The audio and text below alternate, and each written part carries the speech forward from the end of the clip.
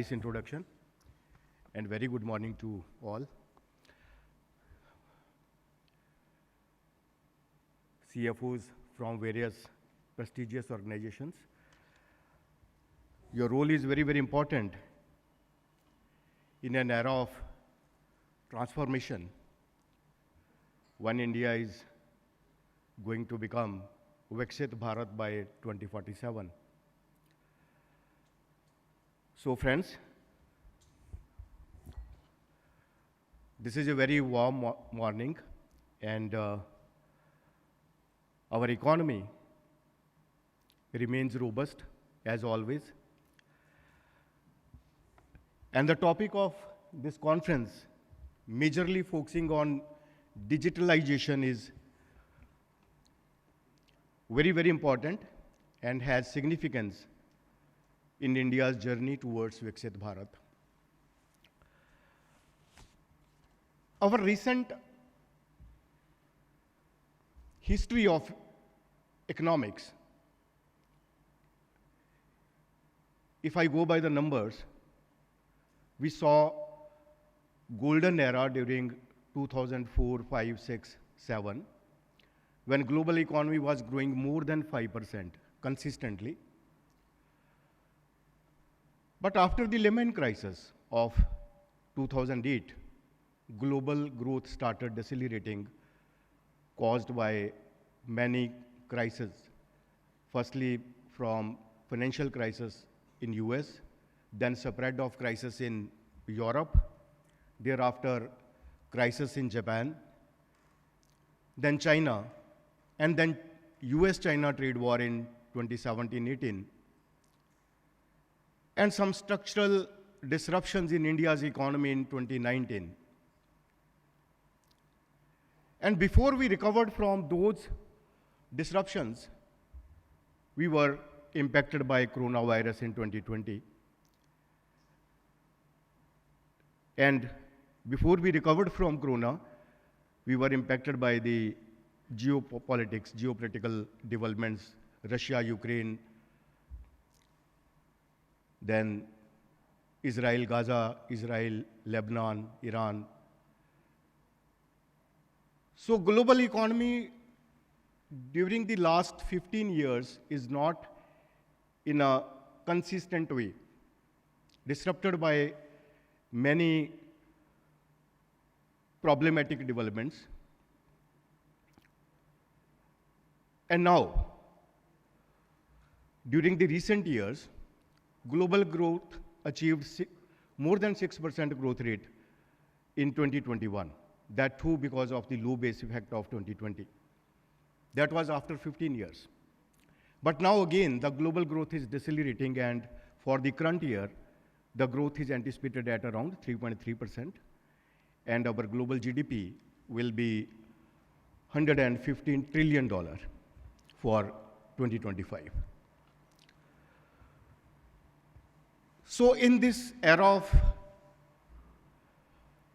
problematic growth trajectory impacted by many geopolitical developments, geopolitical fragmentation, India's economy remains robust, resilient, as we grew more than 8% during the last 3 financial years.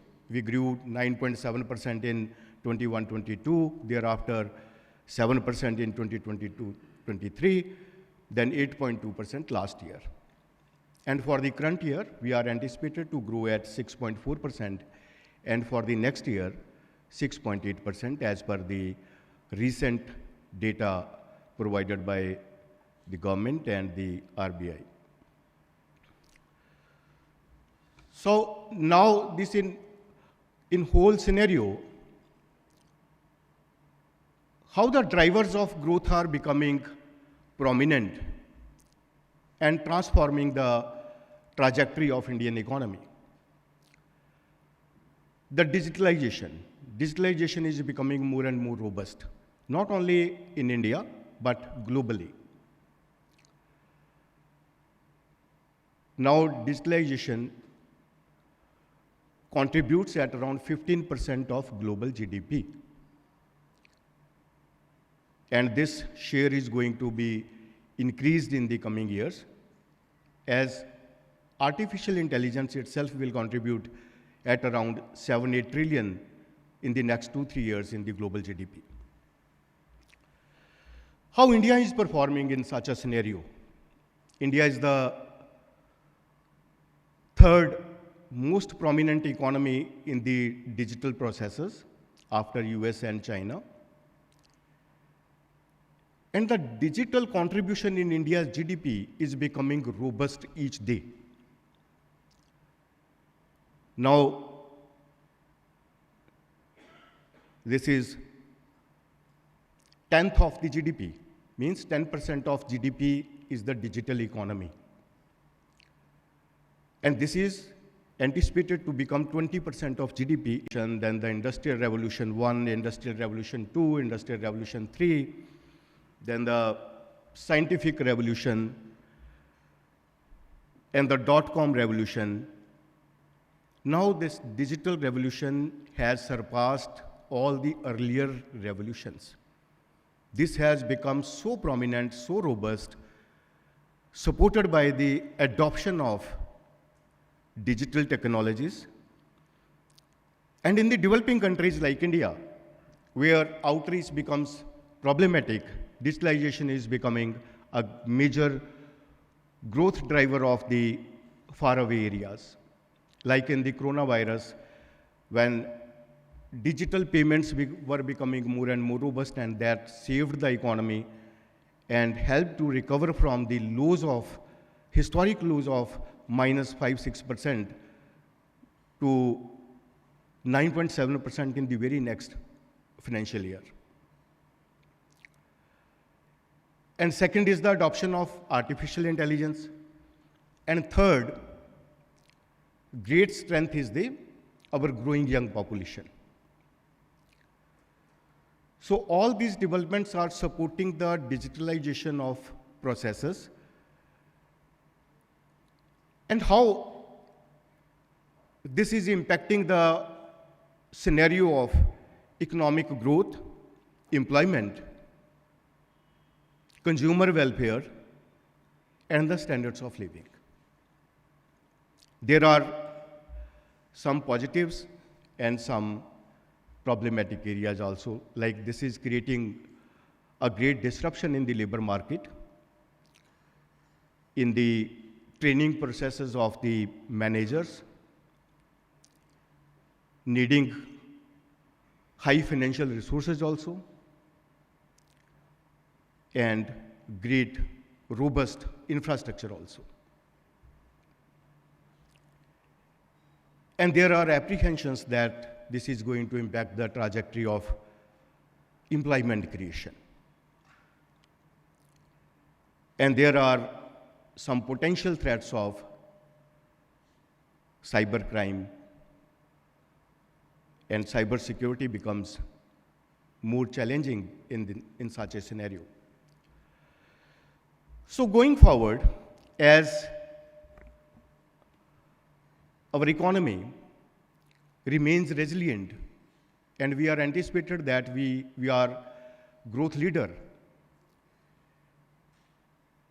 and our growth has become significantly higher than growth of China. Dear friends, in the next 5 years, India is anticipated to grow at 6.5% on an average by International Monetary Fund. The China will grow at around 4.1 or 4.2%. India is significantly higher than the growth of China. We are growth leader not only in the advanced economies or the major economies, we are growth leader among the all G20 countries. Not only the growth leader, we are thought leader. We have provided a great thought process to the global economy. We have provided the adoption of digitalization. We have provided the adoption of the artificial intelligence. And we have provided the techniques to grow in problematic environment, as our growth, as I mentioned, is more than 8% during the last 3 financial years. And going forward, as we have a lot of aspirations in the businesses with the promotion of ease of doing business, not only qualitative developments, but also the quantitative developments. We have a target of $2 trillion exports by 2030, of which $1 trillion will come from services and $1 trillion will come from the merchandise.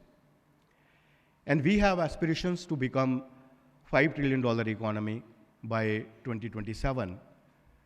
And we have aspirations to become the third largest economy by 2027, as we are already, our growth, our GDP for the current year will be 4.3 trillion, near Japan's 4.4 trillion. And we will surpass Japan in 2026, and Germany, which is 5 trillion in 2025, we will be surpassing Japan also in 2027. Then we will be the third largest economy. GDP of US is anticipated at $30 trillion, and China at $19.7 trillion.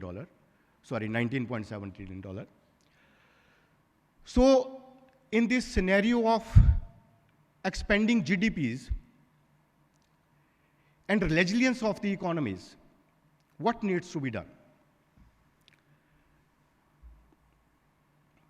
We have to focus on, number one,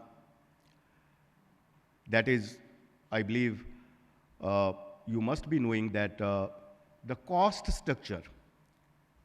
We have focused a lot on the ease of doing business. We have improved a lot from 142 to 63 in the World Bank ease of doing business, and various parameters provided by the BRAP analysis of DPIIT. But now this has to be percolated at the factory level. Ease of doing business must reflect in the factories, number one. Number two, the cost of doing business is very, very important, because as I am representing the industry body, and we have 150,000 members, so I'm receiving representations that the cost structure is very, very high at this juncture. In an era of competitiveness at the global level, the costs are, first is the financial cost of the businesses, the cost of capital. Second, the cost of compliances. And third is the cost of power. And fourth is the cost of availability of labor or the skilled workforce. Then the cost of logistics. So as digital processes are becoming more and more robust, but the core structure, the manufacturing, the agriculture, these scenarios must be supported by the more and more reforms at the ground level. As digital economy is growing twice as compared with the overall economic growth. If we grow by 7%, then the digital economy grows 14%. If we grow 10% overall economy, then digital economy grows 20%. This is the trend. And if this trend continues, digital economy will surpass the size of agriculture economy, the size of manufacturing.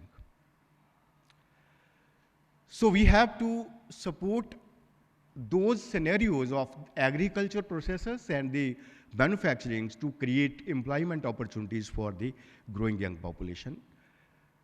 In that scenario, digital processes will boost the processes of agriculture and manufacturing. So agriculture and manufacturing will also grow in tandem with the digital economy to make it more and more robust and employment-oriented economy. So friends, we have to focus on various parameters and strengths and weaknesses of the economy. As we are different from the advanced economies, we have to focus more on our structural processes to create the employment opportunities, as we have a great young pool that has to be utilized in a great manner to support the ingredients of the growth, like the agriculture, manufacturing, and within the manufacturing, our traditional sectors, which are labor-oriented, workforce-oriented, like the textile sector, gems and jewelry, food processing. So digital processes will be more and more fruitful when we support the core structure also. Our core is also growing, then the digital process will drive them to the next and next level. So this gap of the growth must be reduced, and our structural economy should also become more and more robust. Going forward, according to our estimates by the PHDCCI, our economy is going to become 7 trillion by 2030.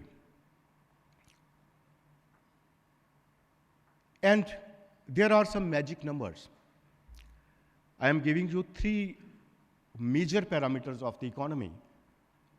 How India changed during the last 34 years.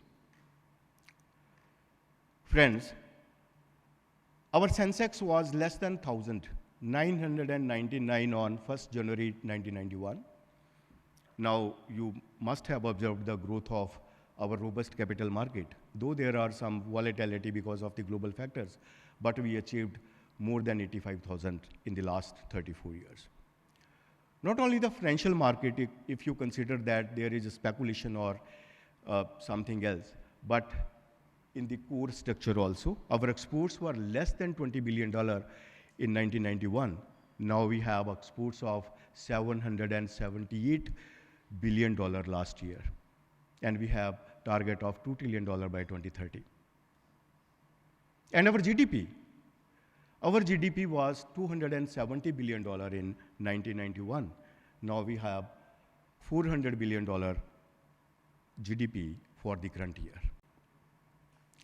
So these 3 structural numbers, which are representing the financial growth, structural growth, like the manufacturing, if the manufacturing grows, then the exports will grow, and the overall GDP. So going forward, as services exports are becoming more and more robust, and the growth of services exports is higher than the manufacturing growth, as I mentioned, we have to focus more on the structural reforms, and that too at the factory level, so that ease of doing business becomes robust, and our digital processes are becoming fruitful, not only for the growth of the economy or the growth of the digital economy, but also growth of the rural economy, employment creation, and improved living standards. Thank you very much for inviting me, and I am open for a few questions from your side. Thank you. If you have any questions, then please come out. I'll be able to answer accordingly. Yes, please. Yeah.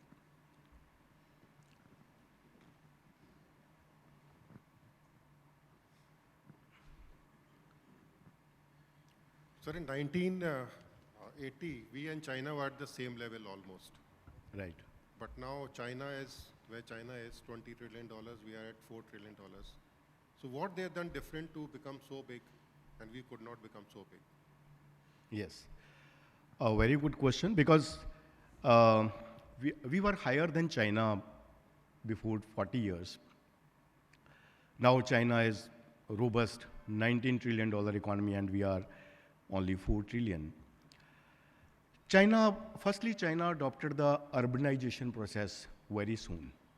China's urbanization is significantly high, more than 50%. Our urbanization process was very slow. We are only 32% in our urbanization. That was the major cause which started the structural roadblocks in our economy. Second was the adoption of technologies in the manufacturing. ease of doing business. They are very practical, actually. Now we are robust in the manufacturing processes or the ease of doing business. But they adopted these processes in 1990s. And the challenge of our economy was adoption of the services sector. Our workforce directly jumped from the agriculture to the services sector because of the problematic ease of doing business in the manufacturing. But in China, there was a theoretical shift from agriculture to manufacturing and manufacturing to services. With a major focus on manufacturing, China dominated the world exports and increased its share significantly. If you go by the numbers, you will find that China was less than 2%, 3% of the exports of many countries, like their imports. But now, China is more than 20% of their total imports within 25 years, starting from 2001. And why China is so robust in the manufacturing? We are also adopting the ease of doing business. Our government is very, very supportive. But the difference is that China creates volumes. We are not able to create those kind of volumes. That's why their economies of scale, large scale, becomes very, very competitive at the international marketplace. And our volumes, because our volumes are not that much high because of the demand trajectory. Our demand was not that much robust 10 or 15 years ago. We were a closed economy in 1980s, even in 1990s. Our economy started becoming robust after 2000. And when we adopted the highest growth rate of more than 9% in 2004, 5, 6, 7, the whole global economy was hit by the Lehman crisis. During the last 15 years were very, very problematic for the global economy. Before recovering one crisis, then another crisis was coming, as we are observing during the last 5, 6 years. Now trade war started in 17, 18, then structural problems, China was slowing, India was slowing, then the coronavirus hit thereafter. Before recovering from corona, then geopolitical developments. Now before recovering from the geopolitical, again we are hit by the trade war. So the global economy is becoming more and more dynamic each day. So the scenario before 30 years, when China started growing, was totally different. And China dominated on those years. Thank you. Any more question, please? Okay, thank you.